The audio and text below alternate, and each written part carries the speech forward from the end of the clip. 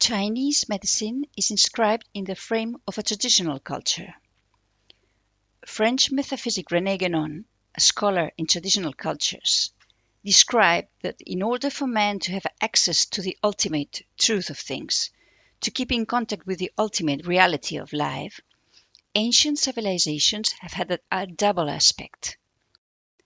A hidden type of knowledge named esoteric and another kind of information called exoteric. The latter being the one that was made known to the general population, generally in the form of secular communal rites and ceremonies and through religious divulgations and practices.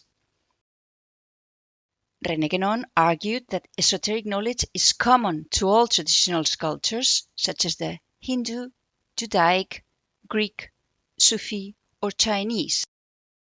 But esoteric wisdom is incommunicable in common words, as it can only be revealed once the subject has lived it intimately.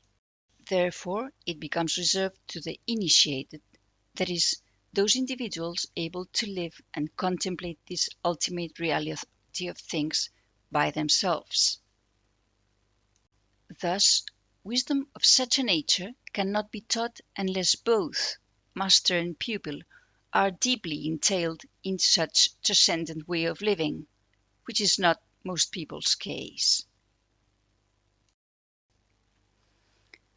Part of the esoteric knowledge would be transmitted to a certain extent to the general population in a few formal aspects, either in the form of traditions and beliefs or religions that would vary formally depending on the context of each society.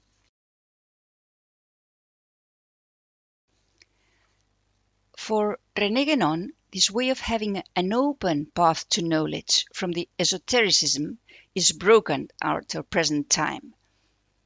He sustained that in our Western contemporary society we have dramatically lost touch with the metaphysical meaning of our lives, and he warned us that such disconnection of ourselves from the deep sense had become a factual transcendent disease.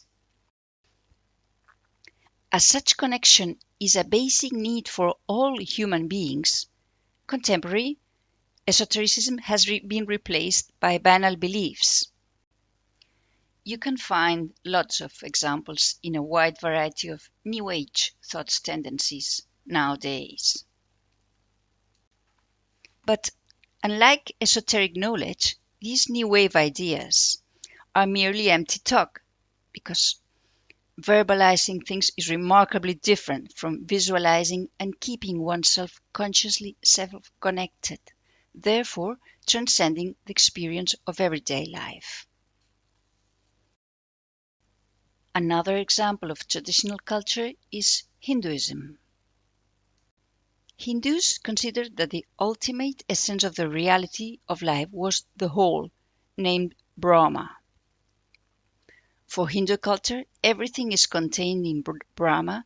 It is the origin of all things. It is the destination of everything. And moreover, it is the subsistence of the entirety of things. If we were to approach another type of traditional culture closer to our own history, we should consider the Greek Plato. This philosopher assumed the existence of two kinds of worlds, a sensitive or apparent world and an intelligible world. The former is the world we know.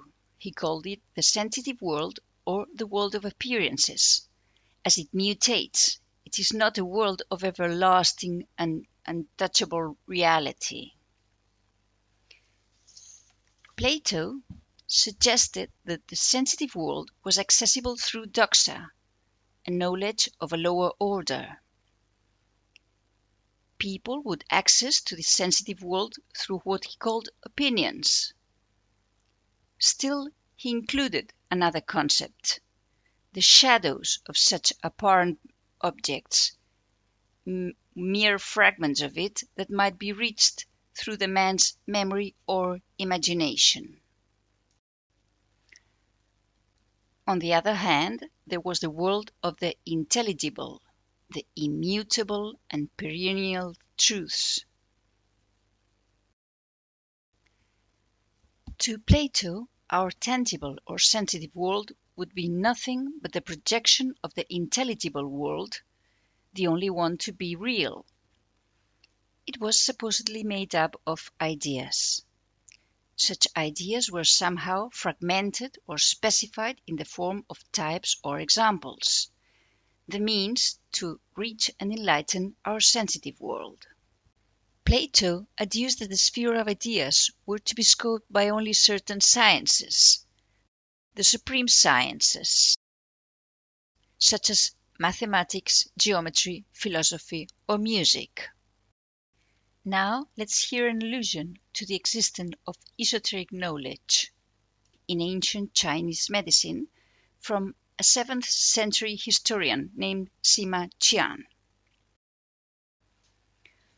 In the period of the Yin-Yang school and the 5 movements, doctors had a parallel instruction from teacher to student that was delivered either orally or through secret writings. Indeed, the classic acupuncture texts seem to have been written effectively as a base to be complemented orally, exactly the same way it had always previously been happening. The teacher would only pass his knowledge on to the student the moment he considered him worthy and fit to acquire such knowledge. The cryptic, esoteric way of conveying erudition masks the legacy left in the texts. Finally, to top it off, if we do not take into account and therefore regain the symbolic meaning underlying the classical texts' assertions, we really miss most of the knowledge hidden in them. Let's get to the core of it.